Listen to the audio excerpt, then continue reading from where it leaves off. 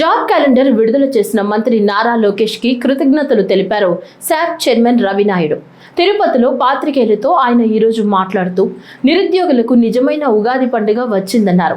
నిరుద్యోగుల ఆశలను కూటమి ప్రభుత్వం నెరవేర్చిందని 10,060 పోస్టుల నియామకాలకు జాబ్ క్యాలెండర్ విడుదల చేయడం శుభ పరిణామమన్నారు. ఉగాదిగా నారా లోకేష్ గారు జాబ్ క్యాలెండర్ని అనౌన్స్ చేయడం జరిగింది.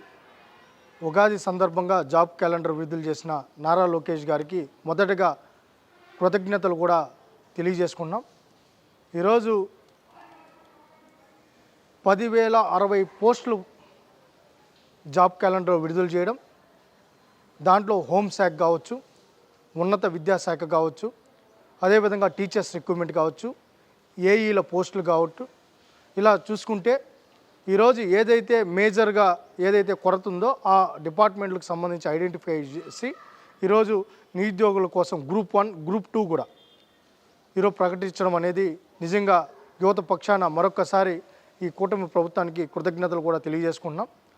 ఈరోజు గతంలో ప్రభుత్వం లాగా నేలకు గీసుకునే దానికి కూడా పనికిరాని క్యాలెండర్ కాకుండా ఈరోజు ఎప్పుడు నోటిఫికేషన్ వస్తుంది, ఎప్పుడు నియామకాలు చేపడతామో స్పష్టంగా ఏదో మభ్య పెట్టడానికి అన్నిటి కాకుండా నిజంగా ఈరోజు క్యాలెండర్ విడుదల చేయడం నిజంగా శుభపరిణామం. ప్రతి సంవత్సరం ఉగాది నాడున జాబ్ క్యాలెండర్ విడుదల కూడా చేస్తామని చెప్పడం ఇంకా మంచి శుభపరిణామం, నిజమైన పండుగ. అదేవిధంగా ఈరోజు మొన్ననే డిఎస్సిలో 16,000 పోస్టుల్ని భర్తీ చేశారు ఇచ్చిన మాట ప్రకారం. దాంతోపాటు ఈరోజు ఈ జాబ్ క్యాలెండర్ కానీ ఇంకా ఏవైతే డిపార్ట్మెంట్లు ఉన్నాయో ఆ డిపార్ట్మెంట్లో ఎప్పటికప్పుడు నియామకాలు చేసుకుంటూనే ముందుకెళ్తామని కూడా స్పష్టంగా చెప్పడం జరిగింది. రాష్ట్ర వ్యాప్తంగా నిరుద్యోగులందరూ కూడా ఆనందం వ్యక్తం చేస్తున్నారు. నిరుద్యోగులకు కూడా మేము ఒకటే అప్పీల్ చేస్తున్నాం, మీరు దీని మీద బాగా ప్రిపేర్ అవ్వాలి, ప్రిపేర్ అయ్యి మీరు అనుకున్నది సాధించాలని.